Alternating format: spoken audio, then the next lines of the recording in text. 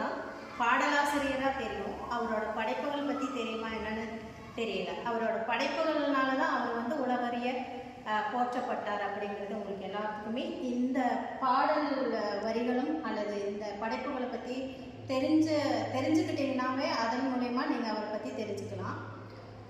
Okay, கவிப்பேரரசு வைரமுத்து அவர் பிறந்தது 1953, தேனி மாவட்டம், கடைக்கோடியில் இருக்கிற ஒரு மாவட்டம் தான். மலை மாவட்டத்தில் பிறந்த அவர் வந்து தேனி. அந்த இயற்கை சார்ந்த விஷயங்கள் வந்து நிறைய அவரோட படைப்புகள்லாம் காணப்படும். சரியா? அதுவும் தவிர்த்துக்கு சமூகம் சார்ந்து அவர் நிறையா கவிதைகள் படைப்புகள் எல்லாம் எழுதியிருக்காரு. என்ன அப்படின்றத ஒவ்வொன்றா நம்ம பார்க்கலாம். அவரோட படைப்புகளில் முதன்மையானது கவிதைகளாக நம்ம எடுத்துக்கலாம்.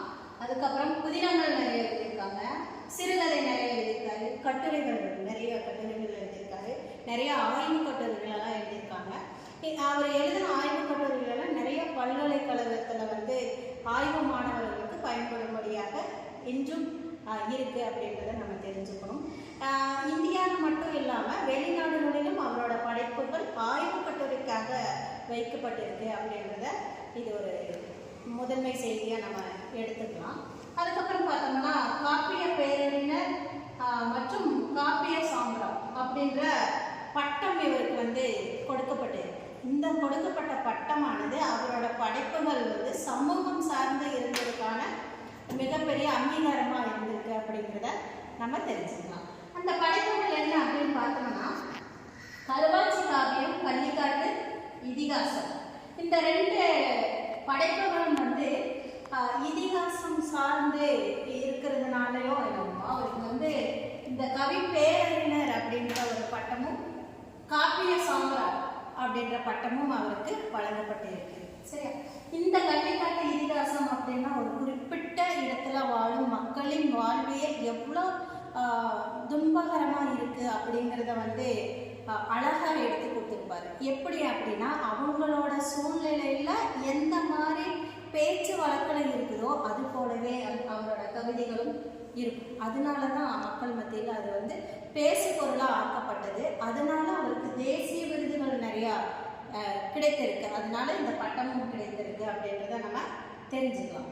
அடுத்தது பார்த்தோம்னா அவரோட படைப்புகளில் தமிழுக்கு நிறம் உண்டு, பெய்யன பெய்யும் மழை, இந்த மாதிரி கவிதை தொகுப்புகள், இது போக நிறையா கவிதை தொகுப்புகள் நிறையா எழுதியிருக்காரு.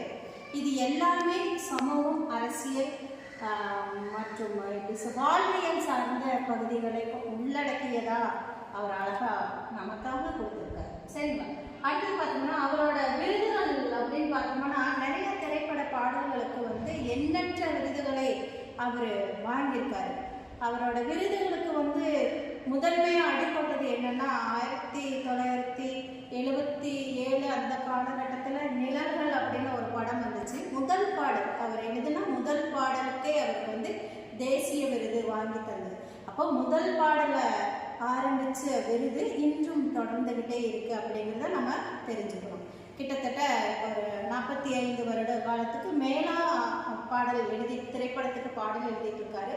அவர் எழுதின பாடல்கள் ஒவ்வொன்றுமே காலத்துக்கு தகுந்த மாதிரி மாற்றங்களை உடையதாக இருக்கும். அப்போது அந்த காலத்தில் எப்படி இருந்தது அப்படின்னா அந்த சூழ்நிலைக்கு தகுந்த மாதிரி பாடல் கொடுத்துருப்பாரு.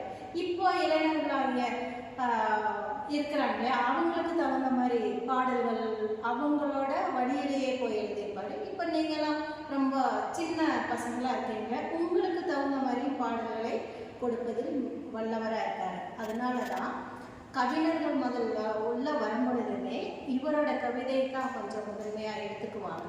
புரிஞ்சுதுங்களா?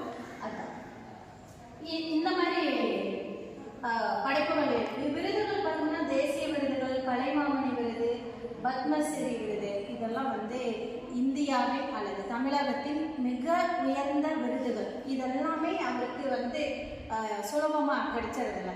ஏன்னா சமூகத்தை பற்றி அவர் வந்து வெளிப்படுத்தின விதத்தில் தான் அவருக்கு இந்த மாதிரி விருதுகள் வந்து தகுதியுடையவராக இருக்கிறாரு. அப்படின்றதுக்காக தான் அரசாங்கம் தேர்ந்தெடுத்து அவருக்கு இந்த விருதுகளை கொடுத்தது.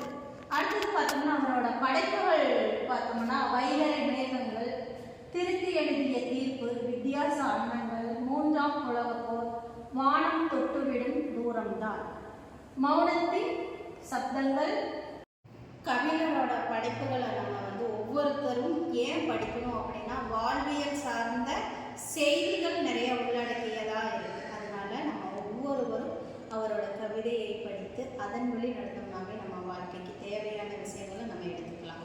அடுத்த பகுதி இவரோட கவிதை தொகுப்பில் பாடம், அந்த கவிதை என்ன இருக்குது அப்படின்ற அடுத்த காணொலியில் பார்க்கலாம். நன்றி.